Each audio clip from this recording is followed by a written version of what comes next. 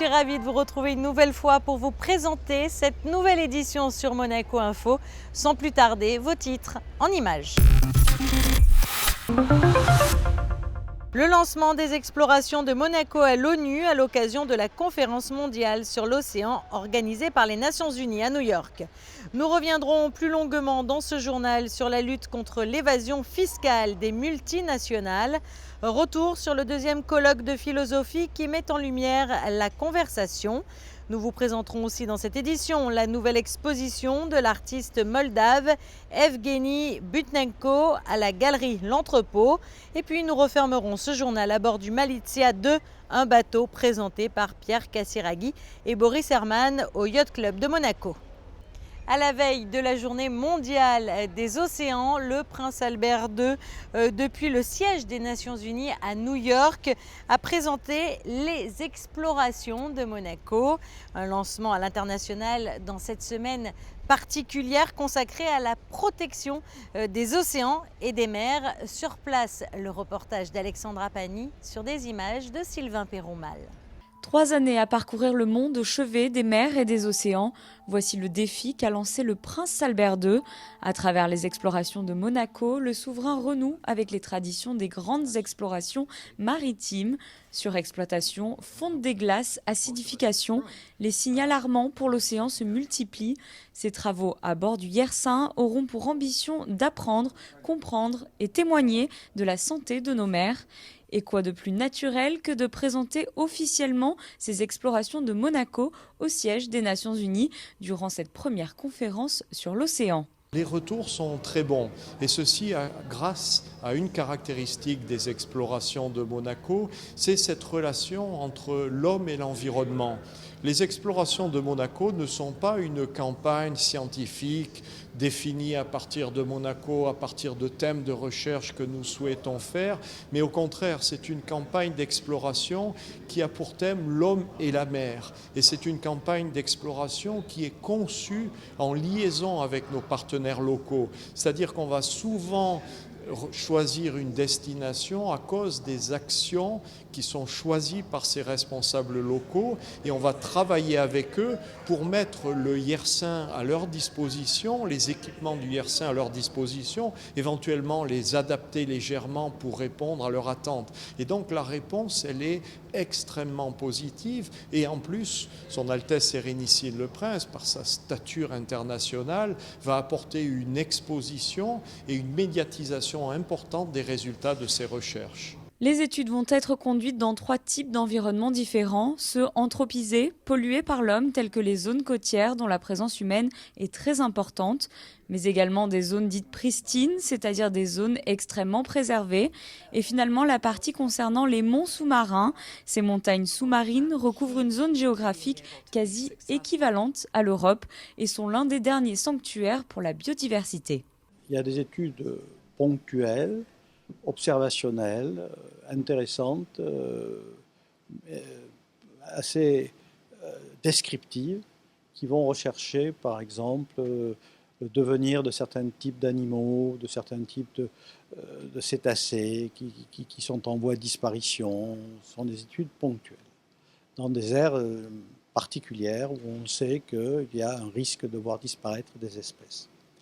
Et puis après, il y a des études au contraire transversales, récurrentes, répétitives, menées par des équipes internationales qui se sont focalisées pour conduire des études dans des conditions de reproductibilité tout à fait extrêmes, en bénéficiant du plateau technique qui est tout à fait extraordinaire du Yersin, qui a été largement mentionné dans la conférence tout à l'heure. Et ces études, elles sont beaucoup plus ambitieuses parce qu'elles vont chercher à répondre justement à ces questions concernant le devenir des océans. Durant 36 mois, scientifiques et chercheurs du monde entier se succéderont à bord du Yersin, entièrement repensé et permettant de parcourir les mers pendant 50 jours en autonomie, dont 10 sans rejet, ce qui fait de lui un navire clean ship. La journée s'est conclue par une réception en présence de hautes personnalités afin de procéder au lancement international des explorations de Monaco. Le Yersin débutera quant à lui son périple le 27 juillet prochain. Il quittera le port de Monaco pour rejoindre la Macaronésie pour sa première mission autour des archipels de Madère et du Cap-Vert. Et puis sachez que nous suivrons régulièrement sur notre antenne l'avancée des explorations de Monaco afin de les partager avec vous. Et puis sinon, plus de 60 pays et juridictions ont signé ce mercredi à l'OCDE à Paris une convention multilatérale visant à lutter contre l'évasion fiscale des multinationales. Monaco, représenté par le ministre d'État Serge Tel, fait partie des signataires et Monaco Info y était. L'OCDE, l'Organisation de coopération pour le développement économique basée à Paris et dont la mission est de promouvoir les politiques qui améliorent le bien-être économique et social partout dans le monde, reçoit dans ses locaux les ministres de plus de 60 pays. Parmi ces ministres, Serge Tel, le ministre d'État de la Principauté, accompagné de l'ambassadeur de Monaco en France, Claude Cotalorda. Aux côtés d'Angel Gurria, le directeur général de l'OCDE, ces pays se sont engagés contre la fraude et l'évasion fiscale en signant une nouvelle convention multilatérale. Beaucoup de pays, dont certains passent pour être des paradis fiscaux, comme les Pays-Bas, la Belgique, le Luxembourg ou encore Singapour et Hong Kong, ont adhéré à cette démarche. D'autres, comme l'île Maurice, ont signé des lettres d'intention. Cette cérémonie de signature est un moment historique, car c'est le premier traité fiscal multilatéral. C'est un moment historique dans l'harmonisation fiscale et dans la lutte contre l'évasion fiscale. Et pour Monaco, il est absolument nécessaire, c'est de la volonté du prince souverain, que de participer à cet élan qui tend à remettre de l'ordre et du règlement dans le désordre du monde. Donc c'était très très bien d'y être et je suis très heureux d'avoir signé au nom de Monaco et du prince souverain cet instrument qu'il faudra maintenant ratifier mais qui est absolument essentiel. Cette convention multilatérale doit mettre fin aux pratiques d'optimisation fiscale des entreprises, mettre fin à l'évasion fiscale. Autrement dit, les multinationales doivent payer leurs impôts là où elles réalisent des profits. Pendant trop longtemps, des entreprises ont profité des failles du système fiscal international. Par exemple, une entreprise canadienne voulant investir en France pouvait créer une société domiciliée aux Pays-Bas, un pays avec une fiscalité plus accommodante. Une pratique qui prive les trésors publics de certains pays de 100 à 240 milliards de dollars de recettes par an. Cette optimisation fiscale, et c'est pour ça que c'est intéressant que Monaco y soit, même si nous ne sommes pas directement concernés, évite aux États d'avoir des ressources, des revenus, des recettes qui leur permettent de mener les politiques publiques dans le domaine du social, de l'économie, de l'environnement.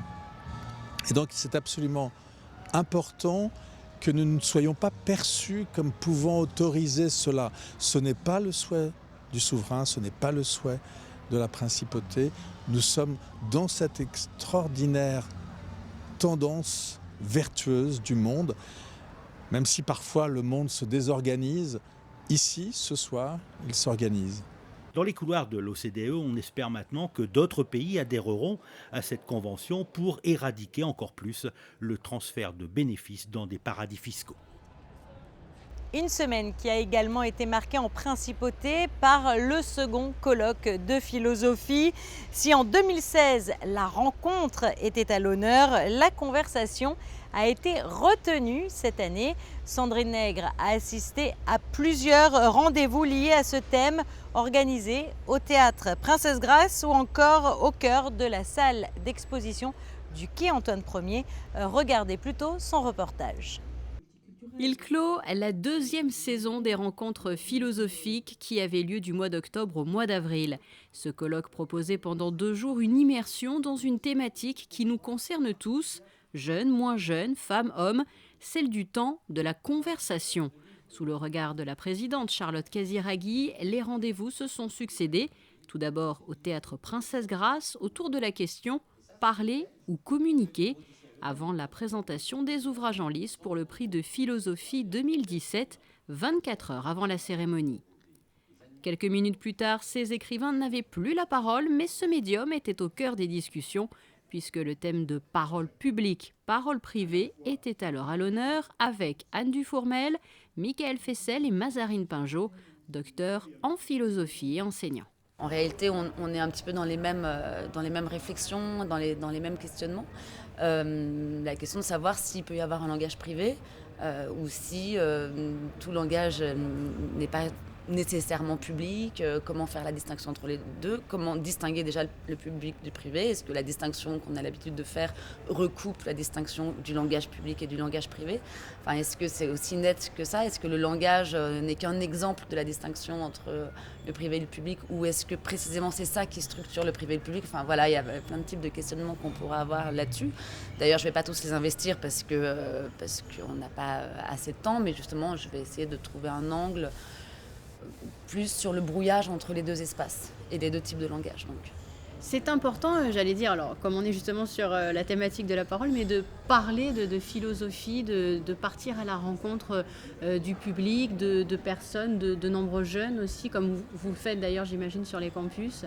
Oui, moi je considère que c'est absolument fondamental de transmettre la philosophie et d'ouvrir les portes de la faculté qui, même si évidemment elle s'adresse à des générations de jeunes personnes, reste un peu cloisonnée nécessairement. Enfin, parce que c'est une institution, on y rentre, on y est pour avoir un diplôme.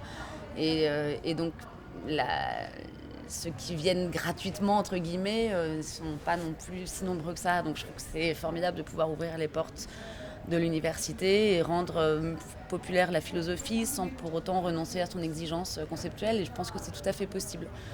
Et c'est pour ça que ce type de manifestation, moi, me semble très utile. Changement de lieu pour le colloque de philosophie qui se poursuit, salle d'exposition du quai Antoine Ier, autour cette fois-ci de l'opinion et des regards philosophiques sur l'actualité.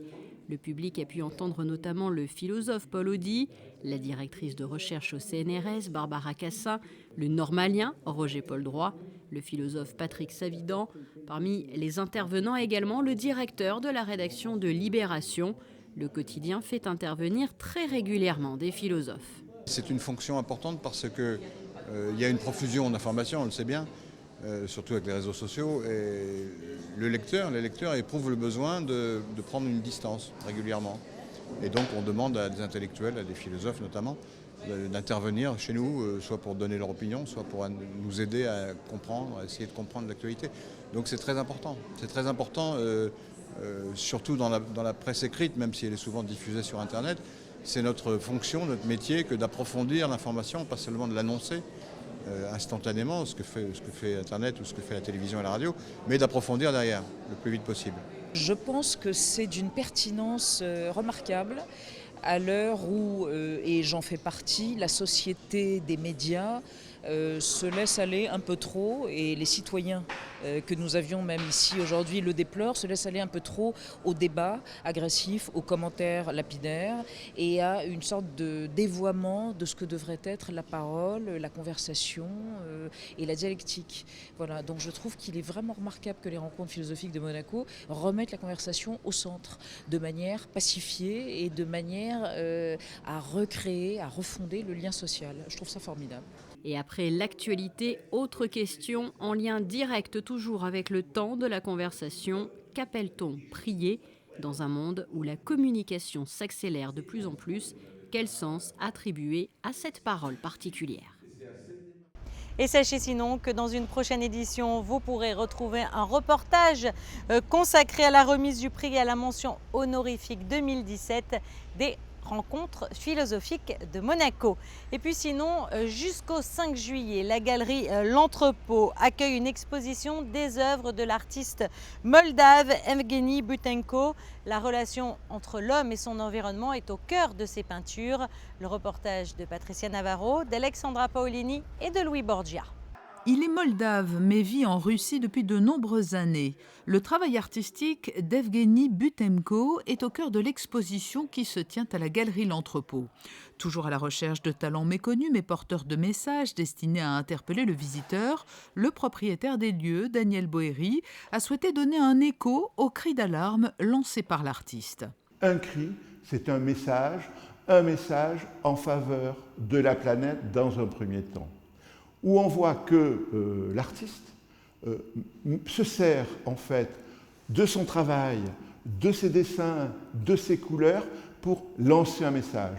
Et ce message en faveur de la planète. Et puis, il y a un deuxième aspect, parce qu'on pourrait en rester, c'est ce que j'ai appelé l'écologie de l'esprit, à un premier niveau de compréhension, je dirais premier, presque naïf, mais en même temps, c'est quelqu'un qui délivre un message plus compliqué. Plus compliqué, à l'époque, on séparait le corps et l'âme, et lui, il ne veut pas séparer son travail, sa création de son message.